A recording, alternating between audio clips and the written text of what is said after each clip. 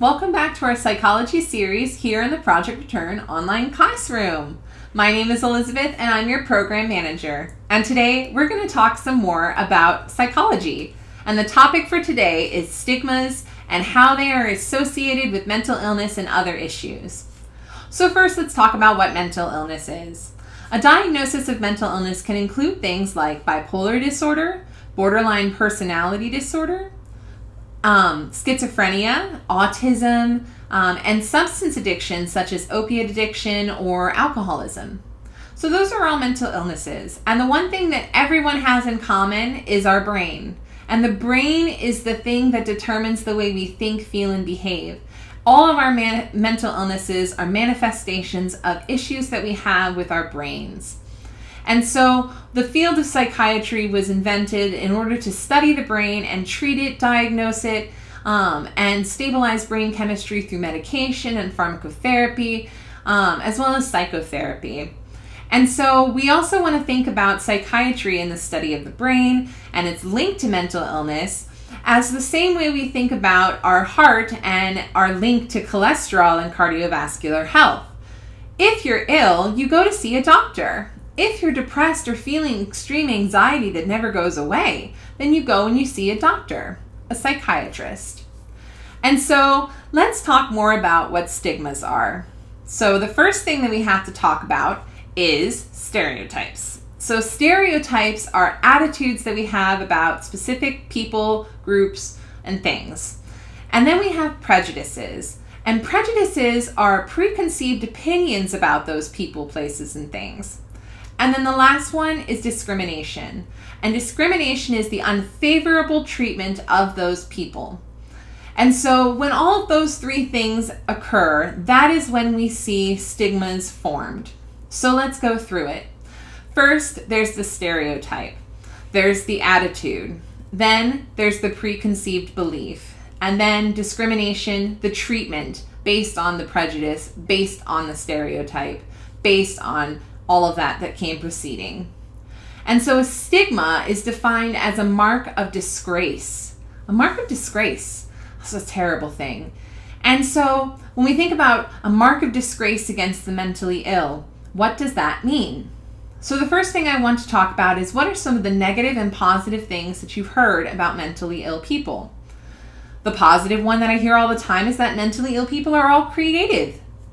They're all creative, but is that true? We can't generalize because generalizing can also be a problem. So not all mentally ill people are creative. Some of them are for sure, but not all. And so we can't think of that as being a positive trait always associated with mentally ill people. And then there's negative ones, negative things like mentally ill people are violent. And we know, and we're going to discuss that more later in the video, that that is just not true. Mentally ill people are more likely to be the victims of violence than the perpetrators. So that's a negative thing that we've heard about mentally ill people. And so what are some other health conditions, issues that groups of people that have been discriminated against, stigmatized? So the first one I think about always, is the Jews during the Holocaust. Always stigmatized. And then there's things like AIDS or diabetes, obesity, whether you're deaf or whether you're hard of hearing. All of those different things can be health conditions that are stigmatized. Leprosy used to be a big thing. When we think of somebody as being a leper, it comes from the idea of leprosy, and that was a big stigma against that health condition in the past. So what contributes to these attitudes that form these stigmas, these stereotypes, prejudices, and leads to this discrimination? What is it? First, we have the internet.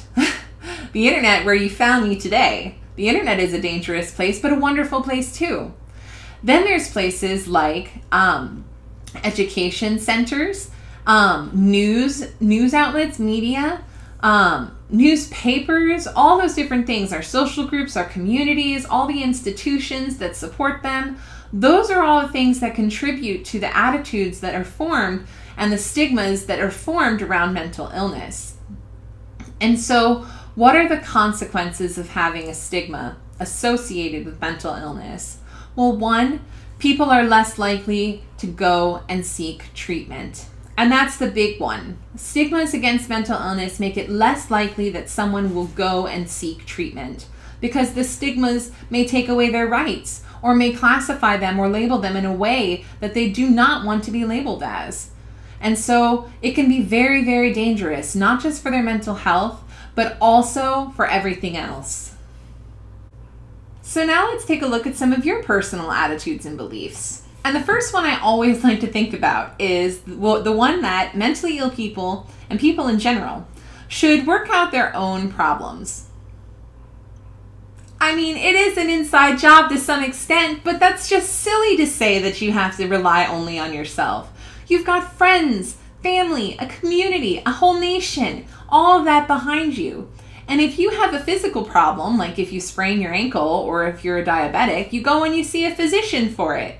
The same thing is true for treating your mental health. You have a doctor, sometimes you'll have a therapist, and more. And so mental illness and solving our own problems is an inside job, but other people contribute to our health and well-being. So no, you don't have to solve your own problems.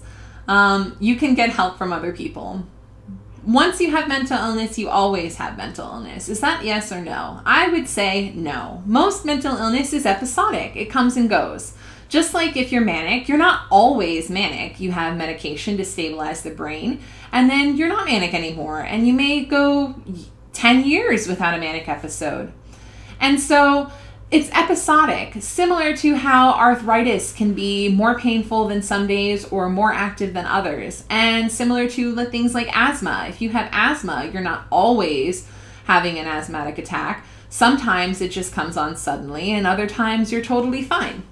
And so the same thing is true of mental illness.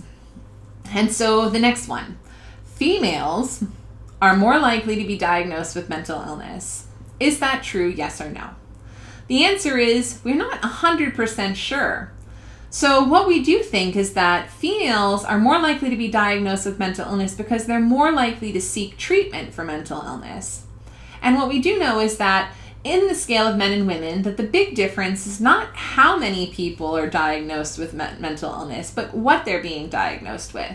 Women are more likely to be diagnosed with things like depression or eating disorders, while men are more likely to be diagnosed with things like ADHD or alcoholism. And so that's the big distinction between men and women. And so all mentally ill people are violent. We talked about this some. The answer to that is no. Most people are the victims of violence, not the perpetrators. Most mentally ill people are the victims of violence. And we have to keep that in mind because exploitation is so prevalent, and we have to make sure that we're taking care of each other, whether we're mentally ill or not. So you can tell somebody is mentally ill just by looking at them. Is that true? Yes or no? The answer is no, you cannot. My diagnosis isn't written on my skin. I may tell you what my diagnosis is, but it's not written on my skin. You wouldn't look at me and say this person is XYZ diagnosis, would you? You can't tell just by looking at somebody. While it's true that sometimes mentally ill people have behavior that is different from other people than normal people, it doesn't mean necessarily that they can be told, that you can tell just by looking at them that they're mentally ill. And so the next one, mental illness can happen to anyone. It can happen to anyone. 1 in 5 people will be affected by mental illness in their lives. And when we think about that staggering number, we can ultimately say with confidence that most people, all people, have been influenced by one person at least who has suffered from mental illness. And that can be a friend, a coworker, a family member, a religious leader. It can be all those different people. Anybody can have mental illness. And the next one, and the last one that we're going to talk about, is that mental illness is a choice. Yes or no? The answer to that is no and yes. Yes, it's an inside job for us to make choices about what's good for us, but mental illness can't be willed away. Unfortunately, addiction and things like this are chemical and neuroanatomical. So we have to think again of our brain. A psychiatrist treats our brain. A cardiovascular surgeon treats your heart. You can't will yourself out of asthma, And you can't will yourself out of autism either. And so it's so important when we think about mental illness to consider all these different stigmas and stereotypes and personal attitudes that we have towards mental illness. And so when we're thinking about stigmas, there's a few things that we can do to help with this. First, monitor what you say. It's important to have person-first language when you're discussing mental illness. And it's important to make sure that when you're talking to people outside in the community that you're using that same kind of language, because people all around you, remember that 1 in 5 statistic, are suffering from mental illness and they can hear you. The next thing is listen. Listen to the lived experiences of people who've had mental illness, who've recovered from it. Listen to the leaders who have got information about mental illness, doctors, psychiatrists, researchers. And then finally, share the experience, strength, and hope that's been shared with you with others. Change attitudes and champion beliefs that truly, authentically represent mental health and how everyone is unique in their struggle. So Project Return and anyone else who may be watching, join us for the rest of our psychology series here on our channel. Like and subscribe, and come back to see me next week. Thanks everybody. Have a great day.